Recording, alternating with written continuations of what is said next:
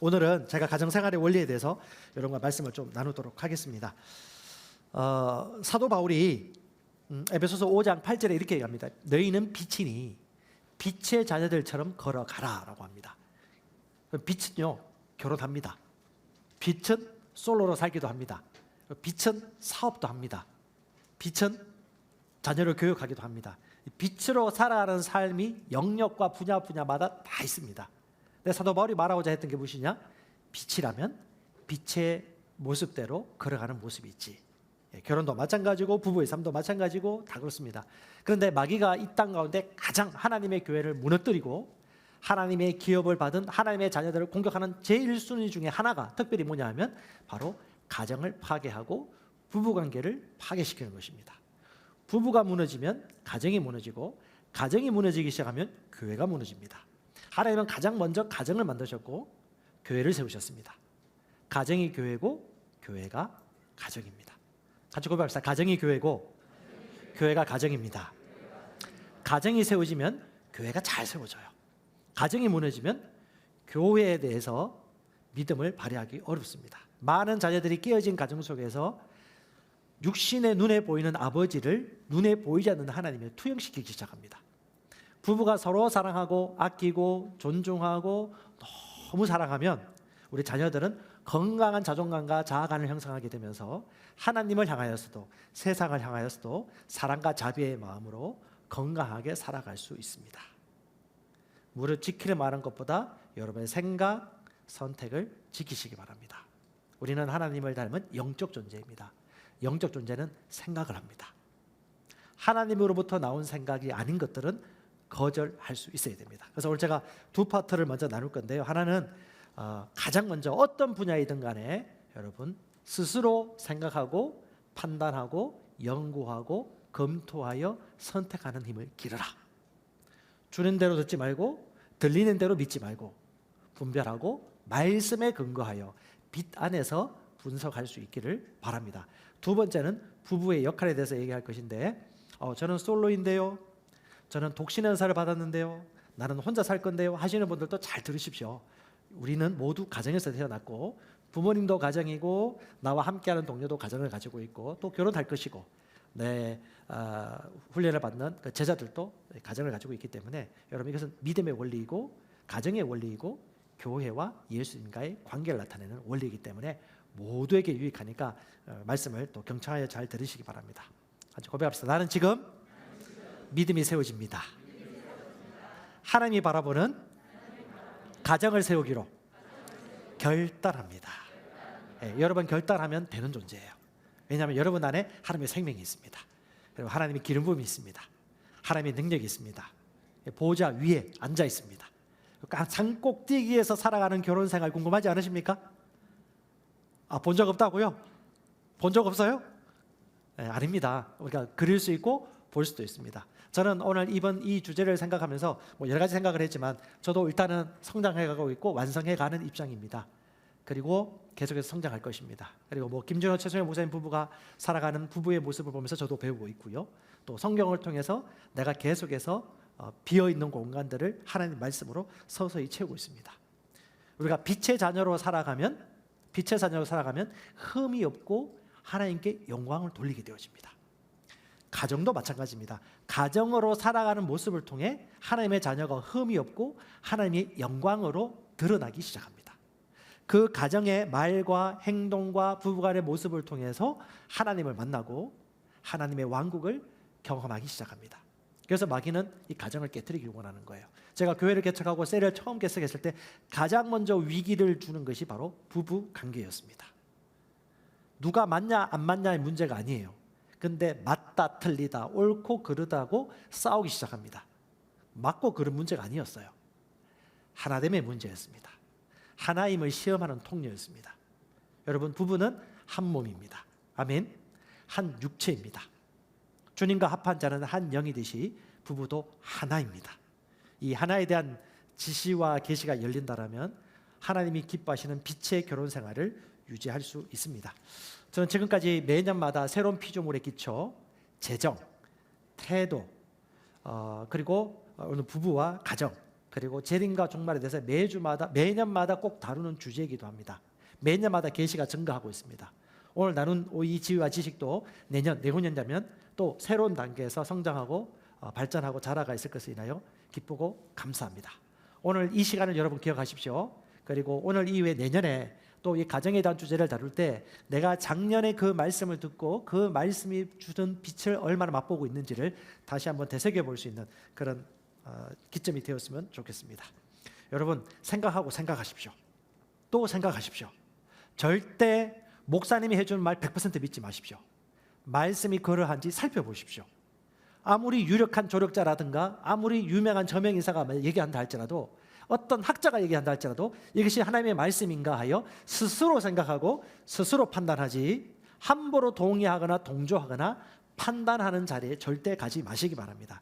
판단은 내가 하는 것이 아닙니다. 내 안에 있는 말씀이 하는 것이고 성령께서 하시는 것이고 주님께서 심판하시는 것입니다. 우리는 판단할 필요 없습니다. 잴 필요도 없습니다. 우리는 다만 하나님의 말씀이 행해야 될 것을 무엇인지를 알고 행하는 일들을 할 뿐입니다. 무엇을요? 존경하는 겁니다. 사랑하는 것입니다. 이렇다라고 판단하는 게 아니에요. 옳고 그르다고 말할 것이 아닙니다. 속지 마십시오. 하나님의 아들은 이미 하나님의 아들임에도 불구하고 마귀는 하나님의 아들됨을 증명하라고 얘기합니다. 마귀는 그 속임수에 넘어가지 않았습니다. 하와는 이미 하나님처럼 영적 존재로 지음받았고 하나님처럼 인격적인 존재로 지음받았음에도 불구하고 마귀는 나는 하나님처럼 될 것이라고 말하면서 하와를 속이기 시작했습니다. 우리는 생각에 방막을 쳐야 됩니다. 강하고 담대하십시오. 생각하고 또 생각하시고 우리 안에 있는 양심과 성령의 인도를 믿으십시오. 할렐루야. 여러분, 가장 영적인 사람 어디 있습니까? 옆에 보세요. 옆에 있는 그분입니다. 거룩하게 보세요. 가장 성령 충만한 사람. 그 사람이 스위치만 열면요, 날아다닙니다. 잠재력이 엄청납니다. 첫 번째 주제, 여러분 꼭 생각하시기 바랍니다. 생각 없이 받거나 동의하지 마십시오. 어떤 소리, 어떤 의견, 어떤 소문보다 더 중요한 것은 하나님이 말하고 있는 바와 내 안에 있는 양심과 성령의 음성입니다. 성급하게 판단하거나 성급하게 편견을 가지고 성급하게 동조하지 마십시오. 제가 아무 말도 하지 않았다고요? 분별하셔야 됩니다. 항상 모든 분야에서. 저는 전과가 있거나 감옥에 재소하다가 나온 사람들을 보면 저는 그들을 함부로 절대 판단하지 않습니다. 뭔가 사정이 있었고 뭔가 일이 있었을 거야라고 생각하기 시작합니다. 왜냐? 여러분, 강희경 목사님이 때마다 저희에게 그 재소자들의 이야기와 편지글을 보내줍니다. 글씨도 너무 잘 쓰고 마음도 너무 이쁘고 다들 자신이 저질렀던 죄와 지나간 과거에 대해서 후회하면서 제가 용서받을 수 있을까요? 제대로 살아갈 수 있을까요? 그들에게 목사님이 희망과 용기를 주고 사랑으로 섬겨주는 것을 보면서, 여러분, 죄는 미워하더라도 죄인은 구분하셔야 됩니다. 인생을 많이 살아가거나 하나님이 지혜를 많이 가진 사람들은 절대 섣부르게 판단하거나 선입견을 가지고 재판하지 않습니다. 성경에서 계속 그렇게 얘기합니다. 뭐라 말인가? 고린도전서 4장 5절에 때가 이르기 전 곧 주께서 오시기까지 아무것도 판단하지 말아라. 주가 오시기까지 아무것도 함부로 판단하지 말아라. 주가 오시기까지 함부로 판단하고 마음에 그립게 하거나 불편해 여기지 말아라. 어떤 사람에 대해서 마음에 불편한 것이 있으면 빨리 라이트를 켜시기 바랍니다. 판단하지 말아라. 어둠에 감추는 것이 드러나고 마음의 뜻을 나타내시리니 그때 각 사람에게 하나님으로부터 판결이 있고 칭찬이 있으리라. 사도 바울이 말하는 바가 사람이 나에 대해 판단하고 편견을 가지고 분별하고 뭐라고 얘기하는 것은 난 신경 안 쓰겠다. 나도 나를 판단하지 않는다. 나는 오직 하나님과 하나님의 말씀에 따라 나는 판단받겠다라는 이 자세, 이 태도는 아주 중요합니다. 너무 사람들의 이야기, 주변의 이야기로 말미암아서 구석에 들어가거나 문 닫지 마십시오. 문을 여십시오. 그리고 내 인생의 청중은 누구다? 오직 하나님이십니다. 하나님이 들으십니다. 아멘. 믿음은 내 마음에 있고 내 입에 있습니다. 그리고 빛이 비춤에 우리는 빛의 삶을 살아가는 것입니다. 교회 목회자를 할지라도 저를 100% 믿지 마십시오. 저도 실수합니다. 저와 제 아내가 제일 미안한 게 우리 처음 교회 개척했을 때 저희 말씀을 듣고 따라왔던 사람들, 그때 코칭하고 멘토링 많이 했는데 너무 미안해요. 그때도 성숙했다고 생각했지만 시간이 지나와 보니까 너무 실수를 많이 했고, 또 여러분 또 젊으면 젊을수록 맞고 틀린 것이 얼마나 강합니까? 맞고 틀린 문제가 아니었어요. 그 사람에 대해 시간표가 필요하고 어미와 부모의 목자의 마음으로 기다려주고 응답해주고 같이 호흡을 맞춰주고 하는 그런 시간들이 필요했는데, 저는 솔직한 마음으로 너무 다가가다가 그분이 교회를 떠난 적도 있었습니다. 지나고 난 다음에 어떻게 그리 후회되든지, 주님 미안했어요. 하지만 미안한 감정을 계속 가지고 있지는 않습니다. 또 다른 기회가 있습니다. 아멘. 지나간 시간 떠나보내세요. 이전 것은 지나갔으니 보라 새 것이 되었도다. 10번 20번 결혼생활 실패했더라도 지금부터가 중요한 거고요. 10번 20번 일이 저질렀다 하더라도, 그때 그 실수했다 하더라도 이전 것은 지나갔으니 보라 새 것이 되었고, 지금 현재 내가 어떤 위치에서 어떤 자세와 태도로 살아가는가가 아주 중요합니다. 여러분 공부하고 빛으로 인도받으시기 바랍니다. 자녀를 놓으면서 자녀를 어떻게 놓고 어떻게 기를지 공부하는 사람 잘 못 봤습니다. 결혼을 하면서 결혼만 했지 결혼 생활이 어떻게 이어갈지를 생각하는 사람 잘 못 봤습니다. 그래서 결혼 미혼 남녀들에게 보통 저희가 얘기합니다. 너무 따지지 마라. 근데 그게 안 들려요. 여전히 남자들은 외모를 많이 봅니다. 모르겠습니다. 죄송합니다. 저는 특별히 외모 보고 했다고 안 하는데 어떤 분은 그러더라고요. 외모 보고 간 것 같다고. 잘 모르겠는데 성령께서 우리 아내 같은 경우는 저에게 그렇게 얘기하셨어요. 네 남편이다. 저는 그때 그걸 이해 못했어요. 성령께서 그런 말씀하신다고. 하나님께 음성을 들었다고 얘기해요. 나는 기록된 말씀에 무슨 하나님의 말씀이에요. 엄청 싸웠습니다. 근데 시간이 지나고 난 다음에 나보다 아내가 그 분야에서 더 많이 알고 있었구나라는 걸 깨닫고 나는 부터 꼬리를 내리고 경청하고 배우기 시작했습니다. 지금 조금씩 계속 성장하고 있습니다. 할렐루야. 얼마나 감사합니까? 그 자리에 멈추지 않고 계속 성장한다는 게 너무 감사해요. 어제 또 결혼식이 있었습니다. 우리 박소미 전사님 결혼하셨는데, 우리 어제 처음으로 우리 성도 리더분 중에 한 분이신 우리 오집사님께서 주례도 하셨습니다. 너무 기쁜 소식입니다. 할렐루야. 계속해서 저희 교회 성도들이 한 걸음 한 걸음 말씀과 빛의 그 모습 그대로 살아가고 있습니다. 결혼 생활도 그렇게 될까요? 나이 관계없습니다. 연세 관계없습니다. 10대든 20대든 50대든 60대든 하나님의 말씀인 것과 아닌 것이지 그건 관계가 없어요. 그래서 오늘 다시 한번 모든 걸 다 딜리트하시고 새롭게 하나님의 말씀으로 생각을 새롭게 하시기 바랍니다. 저는 한때 제가 따르던 믿음의 지도자가 있었습니다. 너무 존경스럽고 너무 탁월하시고 또 제가 계속 배우는 분이었습니다. 하지만 그분도 실수할 수 있다는 것을 실수를 한 이후에야 깨달았습니다. 그때 제가 깨달았습니다. 주와 그의 말씀이 나를 세우는구나. 명심하십시오. 특별히 나를 지도하는 교수님이나 절대적인 권력이라든가 감히 무시할 수 없는 그런 단체나 기관이 혹시 있거나, 우리 교회가 그런 곳은 아닙니다. 아주 수평적인 편입니다. 절대로 하나님의 말씀과 양심을 따라 인도받으시고 다시 한번 자문하시기 바랍니다. 자, 건강한 단체나 건강한 교회에 대한 건강한 모습과 태도를 잠시 좀 나누도록 하겠습니다. 저는 믿음의 말씀사 만나고 난 이후에 내가 옳다고 여겨졌던 건 너무 새로운 것이 있다는 것을 그때 알고 겸손하기 시작했습니다. 여러분, 대부분 사람들이 내가 믿고 옳다고 생각하는 것이 옳다고 믿는 경향이 있어요. 그걸 내려놓지 않으면 성장할 수 없습니다. 첫 번째는요, 지도자의 가르침과 말씀을 반드시 확인하고 살펴보십시오. 연구하십시오. 이것이 하나님의 말씀이 그런가? 말씀에서 나온 것인가? 예수님은 이것에 대해서 이렇게 얘기했나? 라고 스스로 연구하고 생각하십시오. 고백합시다. 스스로 생각하고 또 생각하라. 중요합니다. 이게 중요해요. 늘 강조하고 싶습니다. 기독교 세계관도 마찬가지고 모든 일어나는 일들에 대해서, 언론도 마찬가지고, 여러분 스스로 생각할 수 있습니다. 여러분 안에 그분의 기름 부으심이 있고요, 그 기름 부으심이 모든 것을 알게 해주십니다. 여러분이 진리를 알고 있기 때문에 주님이 성경을 기록한 것입니다. 목자는 양의 음성을 듣는 게 쉽습니다. 아멘. 다른 선입견, 다른 데서 들었던 이야기 다 이 시간 지우시기 바랍니다. 두 번째는요, 한 사람의 말만을 듣지 말고 판단하지 마십시오. 절대적으로 사건 당사자의 두 사람 이야기, 어떤 사람에서 좋은 이야기 들리나 받으세요. 예, 할 수 있거든. 좋은 생각을 빌립보서 4장 8절 말씀처럼 좋은 것 생각하시고 좋은 칭찬을 생각하시고 존경하고 배울 것을 생각하십시오. 근데 좋지 않은 이야기가 들려요. 그럼 일단 스탑 시키시고 그것이 그러한가 하여 면밀히 검토하고 살피는 시간을 가지시기 바랍니다. 우리가 알고 있는 말씀의 실제 저자가 이혼했다는 얘기를 듣고 난 이후에 상당히 시험 드신 분들이 많았어요.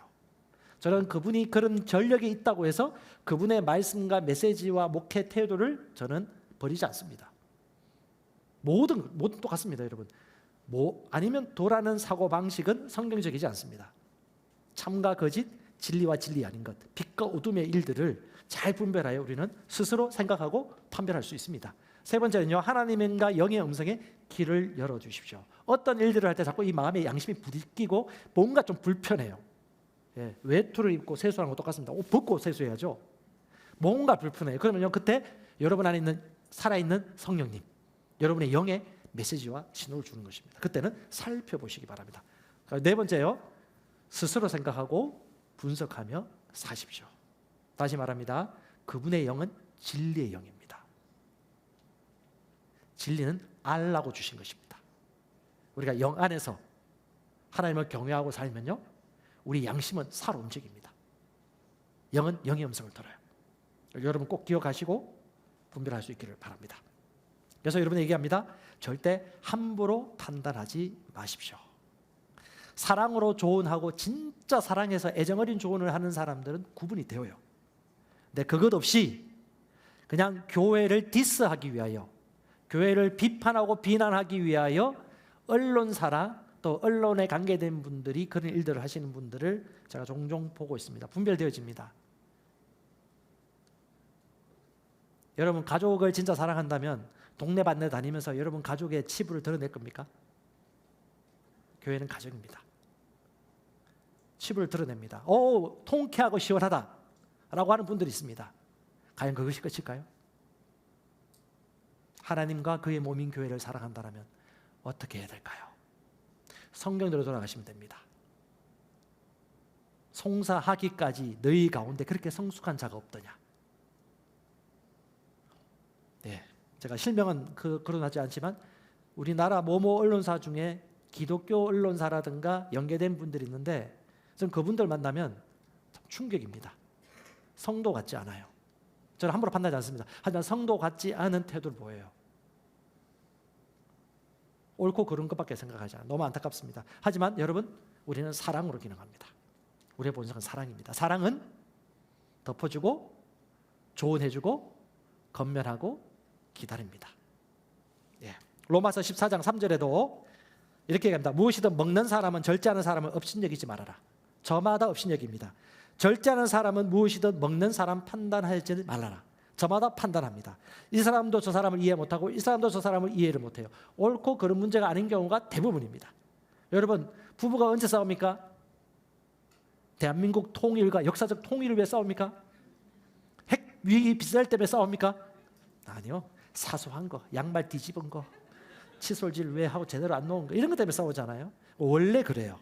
원래.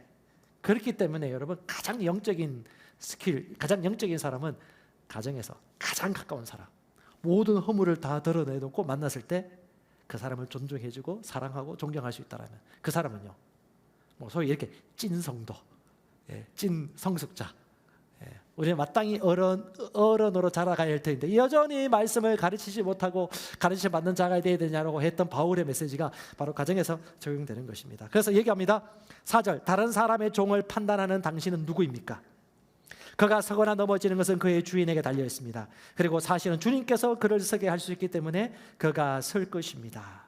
판단. 저는 함부로 판단하지 않습니다. 특별히 저는 종교 지도자와 목사님들이나 국가 지도자를 함부로 판단하지는 않습니다.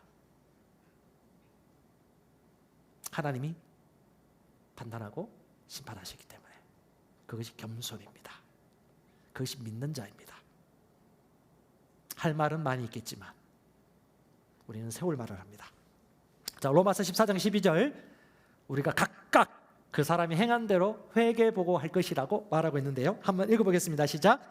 그러므로 이와 같이 우리 각 사람이 자신에 관하여 하나님께 회개보고를 하리라.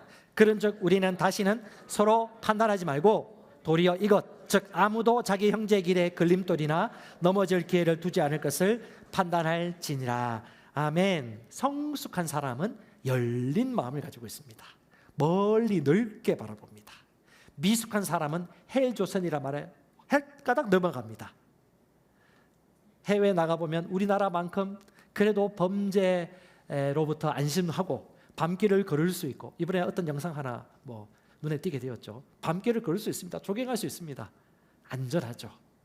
그리고 인프라가 잘 구성되어 있고, 아직까지 완전하진 않지만 그래도 우리보다 보안과 안보가 좀 취약한 나라가 보면 우리나라가 그만큼 잘 살고 그래도 기회를 주는 나라라는 것을 이해할 수 있습니다. 무지하면, 그리고 경험하지 못하면, 그리고 좁은 시야를 가지고 있으면 쉽게 판단하고 편견을 가지고 인생에 있어 많은 실수를 하게 되어집니다. 근데 여러분, 판단하지 말고 그 사람에게 기회를 막는 자가 되지 말고 지혜롭게 우리는 분별해야 됩니다. 어떻게 돼요? 판단하지 마, 일단. 그리고 그 다음에 두 번째요, 연구하고 분석하셔야 됩니다. 자, 베레아 사람들이 우리에게 좋은 모범이 되어집니다. 데살로니가 사람들은 쉽게 판단했습니다. 예수님과 바울과 제자들을 향하여서 신성모독이라고 판단했습니다. 내가 이것이 전부라고 생각했거늘 그것이 아닐 수 있다는 것을 아는 그 시간이 줄일 수 있기를 바랍니다. 더 많이 알아가십시다. 그리고 공부하고 연구하십시오. 말씀이 그렇게 얘기하는가? 자, 사도행전 17장 11절입니다. 같이 읽어보겠습니다. 이들은 데살로니가에 있던 자들보다 더 고귀하여 온전히 준비된 마음으로 말씀을 받아들이고 그것이 그러한가 하여 날마다 성경 기록을 탐구함으로 고귀하다, 고상하다라고 개역개정에서 얘기하는데, 이거 원어로 보면요, 에우게네스라는 단어인데 고상한 태도, 너그럽고 편견이 없는 열린 마인드를 얘기합니다. 그리스도인들은 좀 넓게 생각하셔야 돼요. 여유 있게 보셔야 됩니다. 인생은 그렇게 짧게 끝나는 단거리가 아닙니다. 마라톤입니다. 나그네 길이를 할지라도 넓게 바라보시고 저 사람이 저렇게까지밖에 할 수 없었던 이유가 있겠지. 지금 이런 상황이지만 그 사람의 미래가 이렇게 될 것을 나는 믿을 거야. 그래서 여러분, 기적은 가정에서부터 일어나요. 특히 여러분 아내들이요, 여성분들, 기적은 대체로 아내들로부터 시작합니다. 대체로, 100%는 아니지만 대체로. 홀로 믿음 생활을 하는 남편분들이 있어요. 아내분들이 상당히 강해요. 아내가 먼저 신앙생활을 해요. 그럼 보통 남편분들을 인내하면서 끝까지 잘 모시고 오세요. 남편들이요, 여러분에게도 기회가 있습니다. 그런 분들 저는 격려하고 싶습니다. 중요한 건 뭐다? 기적은 가정에서 일어난다. 누가? 믿는 자를 통해서, 믿고 확신하는 사람을 통해서. 다시 말합니다. 넓고 열려있는 태도로 멀리 바라보십시오. 자, 지금 우리 아내, 우리 남편, 우리 자식이 지금 이 모습이야. 그럼 보통 팩트를 얘기하기 시작합니다. 이렇고 저렇고 요렇고 그렇다. 그래서 어떻게 해야 돼? 이제 이걸 뛰어넘으셔야 돼요. 우리 사람은 이렇게 될 거다, 이렇게 합니다. 나는 그것을 믿습니다. 그것이 우리의 것입니다. 현재 그렇게 진행되고 있습니다. 아멘. 믿음은 원하는 것들의 실체입니다. 보이지 못하는 것들의 증거입니다. 믿음은 우리 입에 있습니다. 가정의 윤활유는요, 대화이고 말입니다. 내가 하는 말이 믿음입니다. 그 믿음으로 말미암아 아이를 죽일 수도 있고 살릴 수도 있고, 남편의 길을 꺾을 수도 있고, 가정을 무너뜨릴 수도 있고, 남편을 세움으로 말미암아 가정을 세울 수도 있습니다. 아멘. 우리의 말이 믿음이고 대언이고 직언입니다. 자, 제가 일부에도 질문을 했었는데, 우리 결혼생활 20년 이상 하신 분 손 한번 들어보십시오. 20년 이상. 우리 집사님, 조 집사님 맞으시죠? 남편을 바꾸려고 하십니까, 지금도? 포기하셨어요?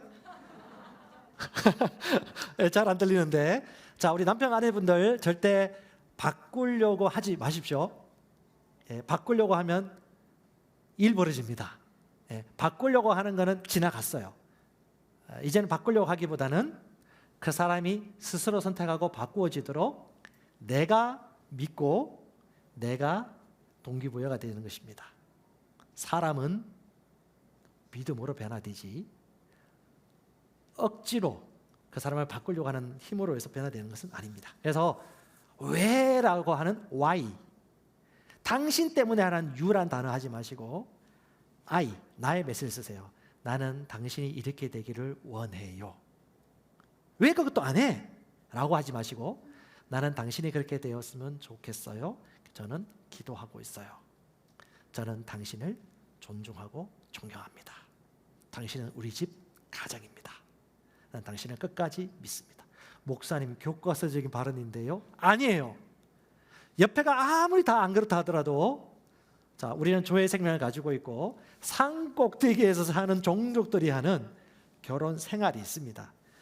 안 내는 걸 그냥 간념적으로 적어놓은 것이 말씀이 아니에요. 진리입니다. 자, 우리 결혼하지 않은 남녀 우리 청년들 결혼에 대한 지나친 환상을 버리십시오. 현실로 돌아오십시오. 너무 외모 보지 마십시오. 중심을 보시고 태도를 보십시오. 그리고 어제 어떤 분이 그 얘기 하시더라고요. 우리 형제님, 우리 형제 자매들 언제 결혼했으면 좋겠습니까? 그러니까 그분은 그 얘기해요.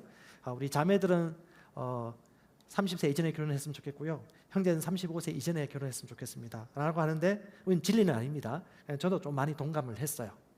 왜냐하면 자녀를 더 빨리 많이 놓을 수 있습니다.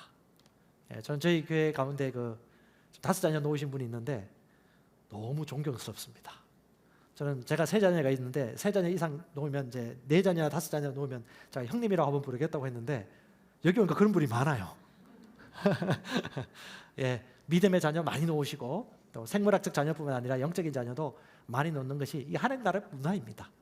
예. 자, 이제 결혼 생활에 대해서 좀 나누겠습니다. 남편과 아내의 역할입니다. 자, 에베소서 5장 21절부터 32절까지 내용인데 제가 31절 내용은 보통 결혼식에서 주례로 제가 말씀을 좀 나누는 아주 중요한 원리인데 이거는 나중에 기회 되면 나누도록 하겠고요. 오늘 그 이외의 말씀을 좀 나누도록 하겠습니다. 먼저 기초를 좀 닦도록 하겠습니다. 가장 먼저 에베소서에서 말하고 있는 성령 충만과 더불어서 이후에 바로 성령 충만한 자들이 살아가는 삶에 대해서 말합니다. 그게 바로 결혼 생활이 하나입니다. 자, 같이 한번 읽어볼까요? 기초입니다. 기초, 기본입니다. 펀더멘탈입니다. 시작. 글소를 경외함으로 그리스도를 경외하는 여러분들이 믿는 자들 얘기하는 겁니다. 믿는 자, 그리스도를 경외함으로 서로 복종하라. 서로 간에 각각 순복하고 복종하라. 자, 이것을 기억하십시오. 이걸 잘 모르고 22절 이하부터 들은 사람들은 아내는 남편에게 복종해라 했단 말이야. 죽게 하듯 해라 했단 말이지 라고 말하는 분들은 말씀을 모르는 거예요. 자, 21절 다시 한번 볼게요. 서로 간에 피차 복종하라. 이건 뭔 말입니까? 사랑의 법 안에서 순복하라. 서로 순복해라. 서로 존중해라. 일방적인 명령이나 복종이나 지배를 얘기하는 게 아닙니다. 서로 존중하고 서로를 헤아리고 성숙한 자라면 먼저 행동하라. 이런 의미입니다. 자, 먼저 아내들에게 주는 메시지를 나누도록 하겠습니다. 자, 순서가 아내입니다. 왜 먼저 남편에게 얘기하지 않고 아내에게 먼저 했을까? 저는 잘 모르겠습니다. 하지만 한 가지 생각할 수 있는 것은 아내들은 먼저 실행할 수 있는 유연한 키를 가지고 있지 않을까, 이런 생각을 좀 해보게 되었습니다. 자, 남성들은 좀 기를 좀 닫으시고요. 이건 아내들만 좀 보십시오. 여기 있는 말씀을 남편이 입으로 먼저 할 필요는 없습니다. 그냥 기다리시면 되고요. 아내들만 좀 들으세요. 아내들만. 자, 아내들이여 22절 24절 같이 읽어봅시다. 시작. 아내들이여 자기 남편에게 복종하기를 주께 하듯 해라. 이는 남편이 아내의 머리됨이 그리스도께서 교회의 머리됨과 같음이니 그가 바로 몸의 구주시니라. 그러므로 교회가 그리스도에게 하듯 아내들도 모든 일에 자기 남편에게 복종할지니라. 할렐루야. 자, 이 말하면 기분 나빠하는 꼭 여성분들이 있습니다. 기분 나빠할 것 없어요. 기분 나쁘면 왜 기분 나쁜지를 생각하고 하나님이 기분 나쁘라고 이런 말씀 주실 분인가요? 하나님의 사랑하심을 의심하지 마십시오. 마땅하기 때문에. 그럼 살펴보시면 됩니다. 뭐 페미니즘이라든가 지금 남녀의 엄청난 그 대결 구도, 편가르기가 워낙 정치 안에서 일어나다 보니까 이게 옳고 그른 문제가 되었는데 이건 속임을 당하는 것입니다. 아까 제가 얘기했듯이 깨우치셔야 돼요. 공중 위에서 산 꼭대기에서 보셔야 됩니다. 자, 아내들이여 죽게 하듯 복종하라 라고 합니다. 왜요? 남자가 누구의 머리입니까? 아내의 머리이기 때문에. 자, 이것은요 3숫자 앞에 뭐가 있나요? 2와 1이 있습니다. 3숫자 뒤에 4와 5가 있습니다. 2층 밑에 1층이 있습니다. 2층 위에 3층이 있습니다. 이건 하나님의 설계도예요. 하나님은 남편을 아내의 머리로 세우셨습니다. 그래서 가정에서는 아내가 남편의 뜻과 최종 의견을 존중하고 반드시 합의를 하고 같이 인도받기를 권면하고 있습니다. 아내 혼자 결정하거나 일을 저지르면 안 됩니다. 질서예요. 그리고 뭐냐? 남편의 머리됨을 인정하면요, 가정 건물 전체가 세우십니다. 날아오르기 시작해요. 근데 그걸 세우지 않고 아내 혼자 고군분투하거나 너무 잘났다고 이렇게 모든 걸 다 하면요, 가정은 결코 세워지지 않습니다. 왜? 하나님의 그림이기 때문에. 플랜이에요. 왜요? 아내의 머리가 남편이에요. 그리스도께서 교회의 머리됨과 같다. 그래서 교회가 그리스도를 존중하고 사랑하고 고백하고 인정하고 주님을 찬양하듯이 하나님처럼 아니지만 남편은 어떻게 해요? 존경할 수 있어야 합니다. 자, 질문해 보겠습니다. 우리 여성분들, 우리 결혼하신 분들, 자, 남편 존경하십니까? 시작. 예, 1초 걸렸어요. 예, 0.01초 걸렸습니다. 자, 0.1초 만에 이제 나오셔야 돼요. 자, 이 말씀 들으면서 하십시오, 그냥. 예, 남편 존경하십니까? 나는 남편을 존경합니다라고 순복하십시오. 거기서부터 믿음이 시작되는 거예요. 자, 넘겨주세요. 좀 쉽게 해보세요. 순복이란 말이 히포타소라는 헬라어에서 나왔는데요, 정확하게 하면요, 배열하다, 질서 있게 다시 질서를 짜다는 의미입니다. 그러니까 순복한다는 것이 하나님의 질서예요. 그리고 자발적으로 순종하는 것을 얘기하는 겁니다. 좀 더 쉽게 얘기하기 위해서 제가 몇 가지 나열을 했습니다. 자, 넘겨주시면요. 자, 아내들이요, 언제 남편을 존경합니까?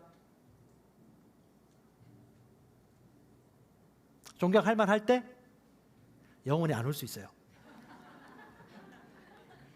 먼저 존경하면 존경할 만한 때가 옵니다. 자, 믿음하고 똑같아요. 믿음이에요, 믿음.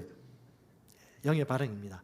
존경할 만한 거 보이는 분들도 있지만 존경할 만한 거 보이지 않을 때도 있습니다. 그런데 여러분, 여성은 연약한 그릇이기 때문에 이 감정의 눈높이가 조금 있거나 많이 왔다 갔다 하시는 분들이 많아요.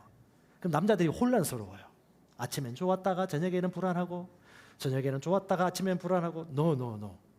예, 말씀에 깃발을 꽂고 어떻게 해요? 존경할 만하지 않더라도 존경하기로 선택하고 작정하는 것입니다. 언제요? 머리가 아니라 심령에서부터. 예, 심령으로부터 남편을 존경해 주십시오. 진심으로 존경해 주십시오. 나는 존경합니다. 나는 사랑합니다.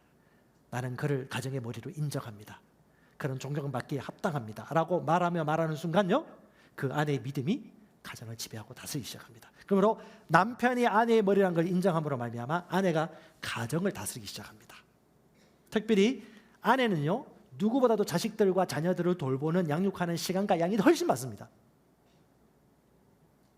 그래서 아내가 대부분 가정을 다스려요. 남편은 남편 역할이지만 여기서 절대 놓치지 마시기 바랍니다. 그 다음에 세 번째, 인정하는 힘. 여러분, 남편을 인정해 주십시오. 남편은 알지만 인정해 줄 때 기쁩니다. 그리고 세워지기 시작합니다. 인정이 칭찬이에요. 그리고 그 사람이 잘하고 있는 것들을 얘기해 주시고 고백해 주십시오. 남편은 직장에 가면요, 얘기 거의 안 합니다. 얘기해도 업무적인 얘기밖에 없고 일상 사적인 얘기 할 데가 없어요. 남자끼리 모여도, 집사님들끼리 모여도 깊은 관계가 아니면요, 깊은 얘기 안 들어요. 여자분들은 바로 만나면 24시간 밤새는데 남자분들은 낚시하고 맛있는 매운탕 먹고 좀 얘기하고 한 24시간 36시간 대한민국 나라와 정사와 건설을 위해서 걱정을 하다가 그 다음에 이제 속 얘기 나오거든요. 그러니까 이제 남성분들이 어떻게 해요? 가정에서 인정을 받으셔야 돼요. 존경하고 존중하기로 마음 먹으면요, 가정의 분위기가 바뀌기 시작합니다. 네 번째요, 아내들이요, 남편에게 순복하되 주와 말씀 안에서 순복하는 것입니다. 저는 남편에게 순복하겠습니다라고 얘기하더니 남편이 당신은 나와 같이 있어야 돼. 교회 생활 하지 마. 네, 알겠습니다, 남편님. 이런 순간 망합니다. 주 안에서 순복하는 것입니다. 여러분 잘 아시겠지만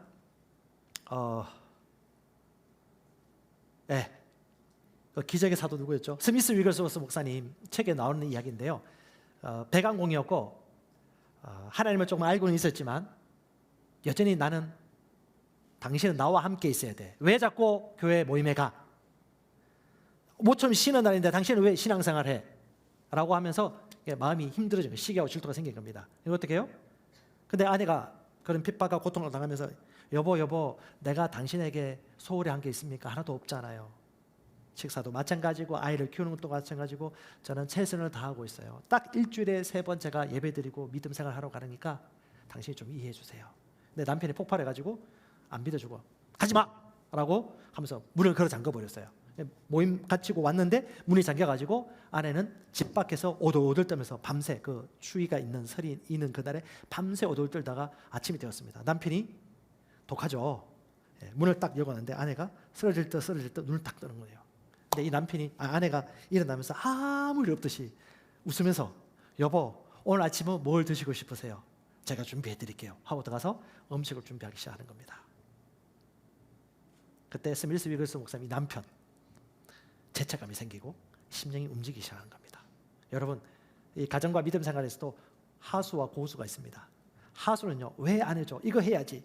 이렇게 얘기했잖아 라고 얘기하지만 고수는요, 스스로 생각하고 스스로 선택할 수 있도록 마땅히 내가 있어야 될 위치와 마땅히 해야 될 일을 하는 것입니다. 그 아내가 그런 얘기했어요. 여보, 당신은 나의 머리이고 이 집에서 내가 당신 말을 따를 수 있어요. 하지만 나의 주님은 아닙니다. 나의 주님은 하나님이십니다. 그러므로 나는 믿음 생활 할 것입니다. 여러분, 이 지혜를 여러분 잘 가졌으면 좋겠고요. 특별히 우리 아내들에게 하나님께서 창조 원리 가운데 아주 중요한 원리를 얘기해 주셨습니다. 창세기 2장 18절인데요. 여호와 하나님이 이르시되 사람이 혼자 사는 것이 좋지 아니하니 내가 그를 위하여 돕는 배필을 지으리라. 이 두 가지 단어가 합성어입니다. 뭐냐면 에제르하고 네게드라는 단어인데요. 돕고 조력해 준다는 의미가 있습니다. 그런데 어때서요? 마주 보면서, 옆에서, 같은 위치에서. 그러니까 누구보다 낮고 높은 계열을 얘기하는 거예요. 같은 위치에서 어떻게 해요? 도와준다.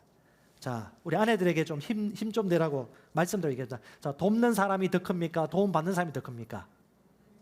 아유, 여성분들 잘 얘기하셨습니다. 예, 도와주는 여러분들이 크신 분입니다. 잘 도와주세요.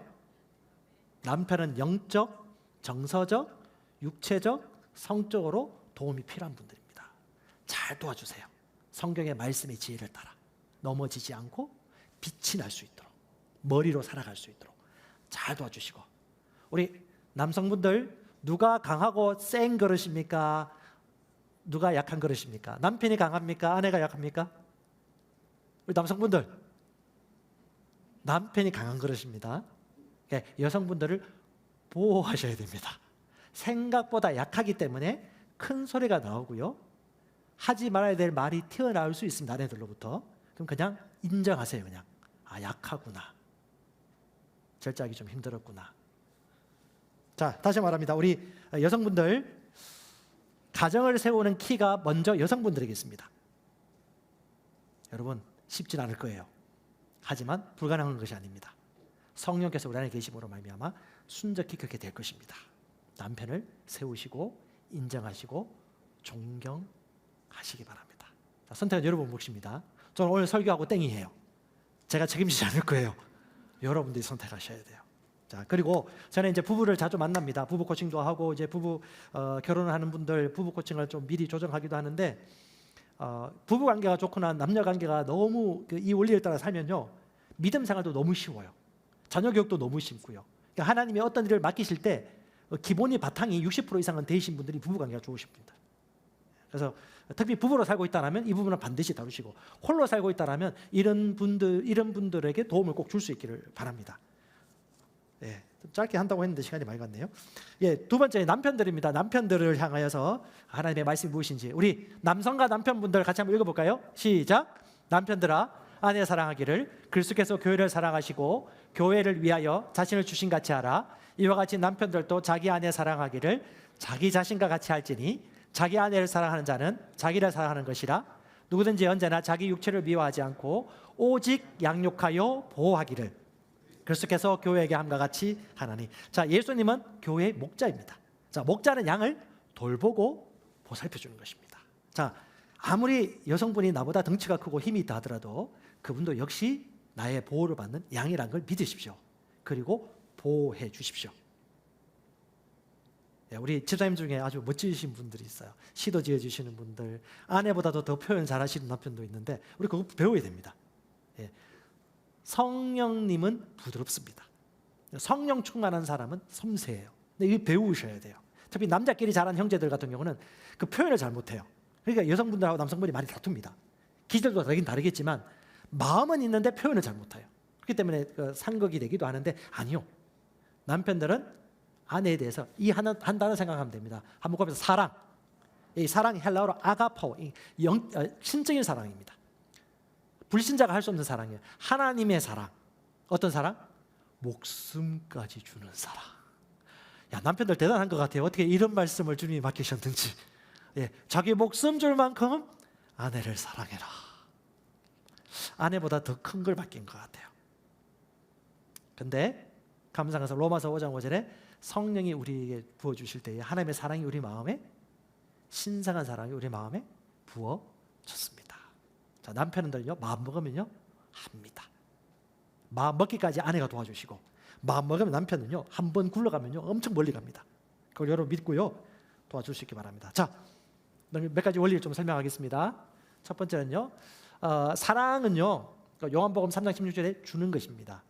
예, 남성들이 약간 이기적이에요. 그래서 성경에 자기란 말이 너무 많이 나와요. 원래 좀 태어날 때 만들어질 때부터 좀 이기적으로 만들어진 것 같아요. 그래서 자기 몸을 사랑하듯이 사랑하라. 예, 좀 더 이타적이 되어라. 아내들은 주로 어디 뭐 힘들고 어려운 일을 겪고 난 다음에 오더라도 벌떡 일어나가지고 이제 먹을 거 챙기고 준비하고 또 반찬을 준비하더라도 맛있는 음식을 먹도록 양보를 해요. 남자분들은 혼자 내컷 먹어요. 그걸 조금 주거나 하면 이게 성령 충만해지는 거예요. 예, 좀 더 기다려주고, 이게 기다려지는 건데 사랑은 주는 겁니다. 어떻게 해요? 아내가 잘 있는지, 마음은 편안한지 심기를 좀 보살펴 주시고, 예, 목자니까 양들이 마른 곳에 누웠는지, 예, 이 제 말이 아닙니다. 예, 예, 그렇게 해주시고 보호해주고 돌봐주시고 개인적인 시간에 필요한 시간도 좀 같이 해주시고 또 필요한 물품 있으면 필요한 물품 잘 쓰고 있는지, 네, 채워주시고 돌봐주는 것이 바로 하나님이 세상을 이처럼 사랑하시듯이 주는 것입니다. 사랑은. 두 번째는요, 경청과 사랑의 정의를 여러분께 아내의 목소리를 잘 알아들을 수 있으면 성령의 인도를 받는 목소리도 잘 알아들을 수 있습니다. 이게 없지 않은 비례를 해요. 남성분들이 대체로 조금 그냥 스킵하듯이 들어요. 잘 못 알아들어요. 여성분들 좀 기억하십시오. 남자분들은 눈을 똑바로 마주치고 진짜 심각한 일인 것처럼 제대로 얘기해 주셔야 진짜 중요한 얘기라고 남자들은 생각합니다. 남성들은 좀 경청하는 힘을 기르시면 좋습니다. 요한복음 14장 21절 나의 말씀을 나의 계명을 가지고 지키는 자라야 나를 하나님을 사랑하면요 주의 말씀을 지킵니다. 아내를 진짜 사랑하면요 아내가 요구하는 건의들을 살펴보아 그 합당한 건의를 지켜 행해 줍니다. 왜? 큰 자니까 줄 수 있는 거예요. 네. 그리고 남자들이 강한 그릇입니다. 여성들이 좀 더 연약해요. 유약해요. 그러니까 강한 그릇이 표대를 붙들고 방향을 전진해 가는 것입니다. 이분들이 고수가 되셔야 돼요. 고수의 특징은 뭐냐? 먼저 사랑하고 보호해주고 사랑받는 느낌이 들도록, 안락해. 남편이 나를 사랑해 주는구나. 나를 옆에 치워놓지 않고 나를 사랑해 주는구나. 자식들보다 나를 사랑해 주는구나. 시부모님보다 나를 아끼고 이해해 주는구나 라고 느끼는 순간 반찬이 달라지고 존경해지고 가정이 달라지기 시작합니다. 이게 남편의 지혜가 필요합니다. 완료로 될 게 아니에요. 이게 성경의 원리입니다. 그래서 고수는요 스스로 판단하고 깨닫고 선택할 수 있도록 도와주는 것입니다. 네 번째는요, 우리 심고 거두는 법칙을 꼭 기억하십시오. 자, 심은 대로 거둡니다. 좋은 사례도 있고 좋지 않은 사례도 있는데, 제가 아는 어떤 분은 돌아가시고 난 이후에 그 자녀들이 하는 얘기를 들었는데, 자기 자식들을 잘 챙기지 않고 남의 자식들 많이 챙겼는가 봐요. 그러니까 바깥에서는 예의는 바른데 집에 오면 무심하고 자녀가 놀아주지 않는 그런 분이었었어요. 근데 이분이 돌아가셨는데 그 다 큰 자녀들이에요. 성인들이에요. 자기 자식도 키우고 있는 성인들인데 이 성인들이 뭐라고 얘기하냐면 용서를 잘 못해요.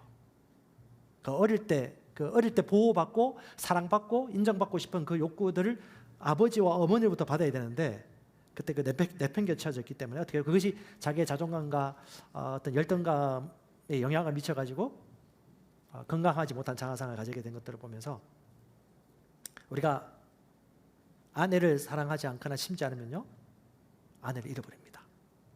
자식들에게 지금 줄 수 있는 걸 주지 않으면요, 자식들을 잃어버립니다. 남편을 존경하러 남편을 세우지 않으면요, 가정 전체를 잃어버립니다. 심은 대로 거두는 겁니다. 이건 재정도 마찬가지고 관계도 마찬가지고 부부관계도 마찬가지고 모든 면에서 똑같습니다. 심은 대로 거두는 거고, 말씀을 들을수록 믿음이 증가하듯이 우리가 주의하여 오늘 내가 밭을 갈고 무엇을 심고 있는지, 내가 오늘 말로 선포함으로 말미암아 무엇을 믿음으로 창조하고 있는지, 인격적인 존재, 하나님을 닮은 영적 존재가 지금 무엇을 하고 있는지를 여러분 꼭 한번 보셔야 돼요. 아이들은 보고 있습니다. 하나님의 교회를 사랑하고 하나님을 사랑하는지. 교회에 대해서 비난하거나 지도자에 대해 비난하거나 집사님에 대해서 비난하면요, 이 자녀들은 믿음을 떠날 확률이 아주 높아집니다.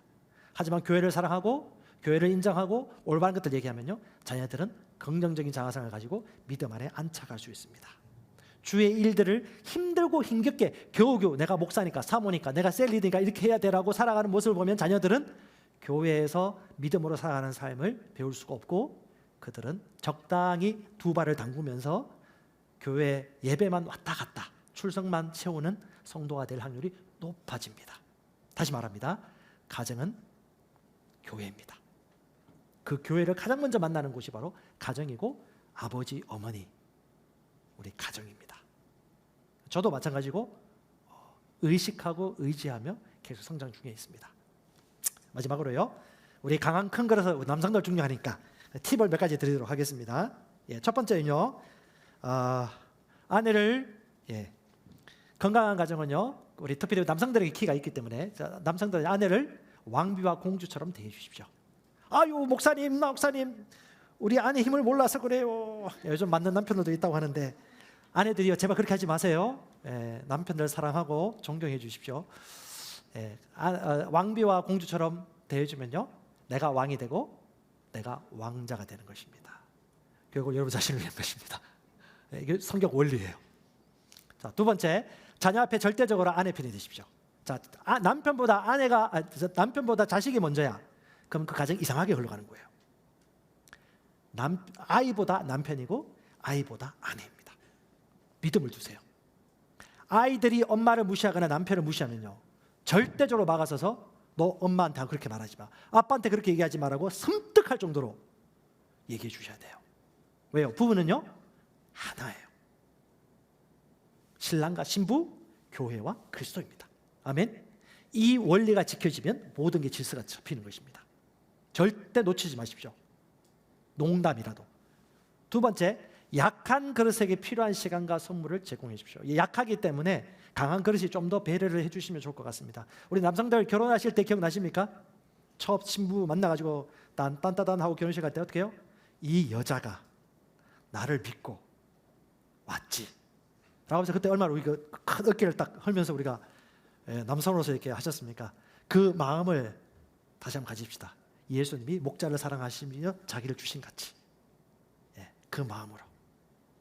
남성이든 여성이든 이것도 믿음입니다. 하나님의 사랑으로 본성을 따라 살아가는 삶의 형태입니다. 네 번째, 가장 영적인 사람은 어디서 찾았습니까? 집에서 찾습니다. 저는 부부 코칭하면 주로 이제 존댓말 좀 쓰라고 하는데 힘들 거예요. 존댓말을 왜 써야 될까요? 존중하기 위한 첫걸음이기 때문에. 호칭을 왜 함부로 쓰지 말고 똑바로 쓰라고 할까요? 호칭 안에, 말 안에 믿음이 들어가 있기 때문에. 예수님 거짓말도 함부로 하실 수 없어요. 왜? 다 될 것이기 때문에. 우리도 마찬가지입니다. 주님의 본성에 참여한 자이기 때문에 마땅히 이렇게 살아야 되는 것입니다. 자, 마지막으로요, 에베소서 5장 32절 말씀 같이 한번 읽어볼까요? 시작. 이 비밀이 크도다. 나는 그리스도와 교회에 대하여 말하노라. 한 번 더 읽어봅시다. 시작. 이 비밀이 크도다. 나는 그리스도와 교회에 대하여 말하노라. 여러분 이해 가십니까? 지금 방금 제가 교회에 대해서 얘기한 겁니다. 제가 방금 가정에 대해서 얘기한 겁니다. 예수님과 교회에 대해 말한 겁니다. 비밀이에요. 눈이 있는 자는 볼 것이고 귀가 있는 자는 들으십시오. 이것은 주님이 이미 펼쳐놓으신 표대이고 마땅한 우리의 삶의 옷입니다. 이걸 입으십시오. 다시 말합니다. 하나님을 경외하는 자는 서로 사랑합니다. 특별히 그 남편이 무서우신 분 있나요? 혹시 가슴이 두근두근해요. 남편 만날 거 생각하면. 남편이 온다면 갑자기 긴장이 돼요. 남편들은 좀 회개하시고. 남편은 두려운 존재가 아니에요. 예. 우리 아내들이요 남편 오기를 즐기십시오. 예. 기대하시고 사랑하시고. 내가 왜 웃죠? 예. 남편 오기를 기대하시면서 할렐루야. 오늘도 섬길 수 있는 기회를 주셔서 감사합니다. 남자 산 얘기는 아니고요. 예. 승진의 지름길입니다. 우리 그 남편들이요 아내를 내 몸같이 사랑하시고 보살피시고 보호해 주시기 바랍니다. 교회를 세우는 것입니다.